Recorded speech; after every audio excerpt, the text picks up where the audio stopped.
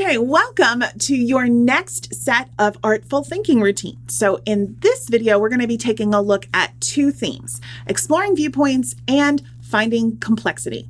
So the routine that we've chosen for exploring viewpoints, which is meant, that theme, by the way, is meant for students to be able to look beyond their own viewpoint, look outside of their own point of view, and look at somebody else's, kind of try on a different hat, if you will.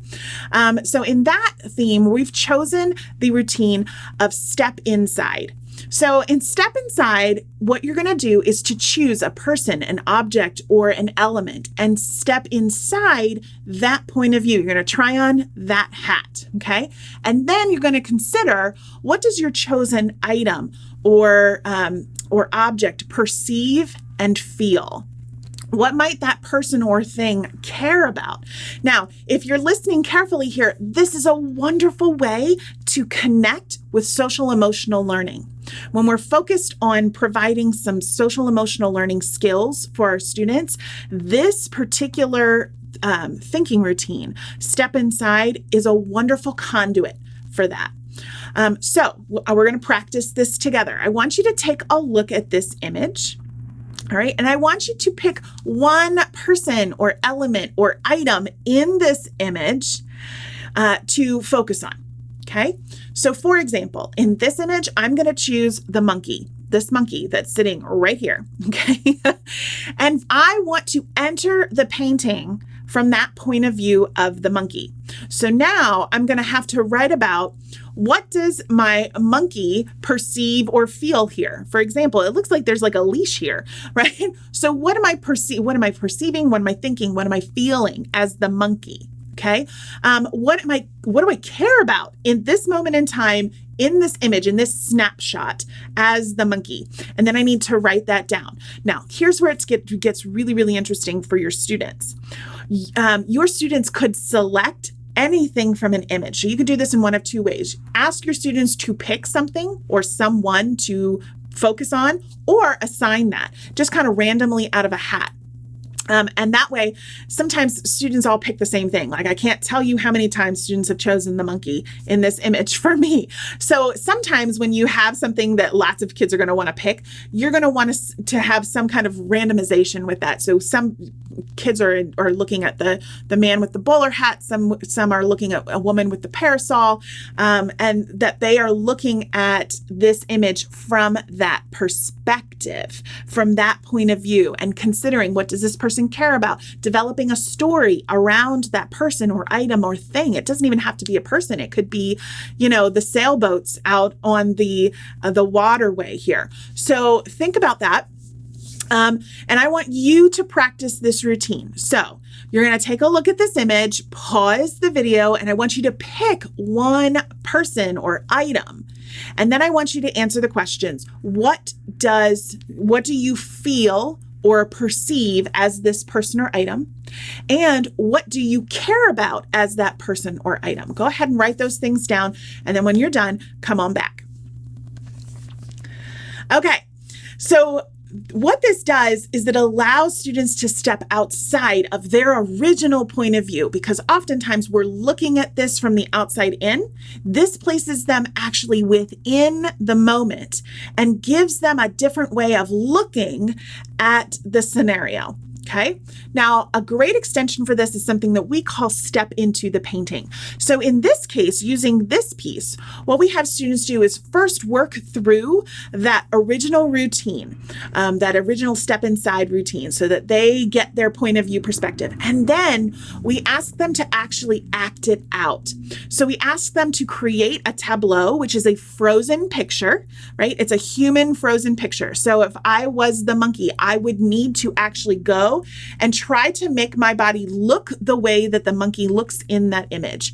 If I'm the man leaning back, I need to be able to get next to the monkey, whoever that is, and be able to position myself in that way. So you're trying to recreate the painting or whatever it is that that is being seen here as a frozen human picture. That's a tableau. And then you, as the facilitator, are going to go around kind of like as a newspaper reporter, and you're going to ask each of them questions, and they have to answer as if they were that person or item or thing that they chose. So they're using what they had originally written in terms of what they perceive and care about and what they're thinking at this moment in time. And they're drawing from that to be able to answer your interview questions. After they've answered your question, they go back to silent, and then they're frozen kind of stance based on what that image looked like. So this is a lot of fun for students. If you are able to if you are in face-to-face at this moment, in terms of a classroom, and you have your students with you, you could do this socially distanced, and it would be okay. It wouldn't look exactly the same, but you could do this socially distanced. It would get students up and out of their seats. It gets them thinking, and it allows them to practice their speaking and listening skills, which are so difficult for students sometimes in terms of being able to think on the spot. So this way of slowing down our thinking and critically looking at other viewpoints is really important. Okay, now the next theme that we're going to look at is finding complexity. And the routine that we're going to use here is the complexity scale. Now, I don't have an extension for this one. I could, and I have something that would work, but really the complexity scale is so literal. I think it stands alone in and of itself. So you're going to select a topic. Perhaps it's fractions. It might be, it can be that broad as to look at fractions, or it could be something a little bit more narrow like denominators, numerators. You could select a piece of that larger topic. That's up to you. And then you're going to have students think about what are some broad observations that they have about that particular topic? What are some facts that they have? What are some ideas that they have? Think of a lot of different kinds of things. And then for each of those statements, like if I were looking at place value, I'll continue with our math theme. If I'm looking at place value, I'm going to talk about hundreds, tens, and ones, and that numbers can fall into each of those place values, and that numbers have a value. That is an idea that we want to explore, okay? So if I have this statement, in place value, numbers fall into hundreds, tens, or ones.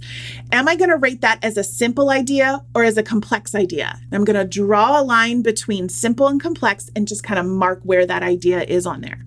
If I'm going to put the idea that place value is challenging for me, where is that idea? Is it a simple idea? Is it a complex idea?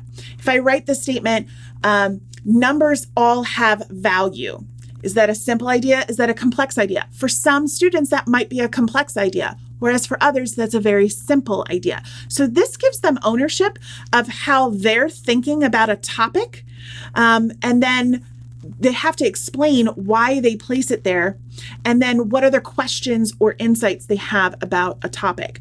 So you could have this for anything. For example, if you want, you could do it on the election, and you can have all kinds of ideas and thoughts as a way to facilitate a civil discourse about the election process in the United States. So you could talk about the Electoral College, how every person has a vote, what happens when people don't vote, having these ideas listed, and then deciding on the scale of simple to complex, where does that live? For example, for me, I think the Electoral College would live over on the complex side, right? But some other people may find that to not be as complex. They might find it to be a little bit more simple. So that's up to them. This gives you, by the way, a way to visually see their thinking in this in whatever topic it is that you're discussing, because oftentimes we think that something is a simple idea, but we don't realize that students are looking at this and they're confused. And so for them, it's a complex idea. So this is an immediate form of formative feedback that you can get, or even diagnostic feedback that you can get from students just by doing this simple routine. Let's talk about this topic. Here are some ideas. Where would you rate this idea on the scale of simple, complex? And see what they say. Okay, so That is the theme of exploring viewpoints and finding complexity. Next up, we're going to be talking about observing and describing. I'll see you in our next video.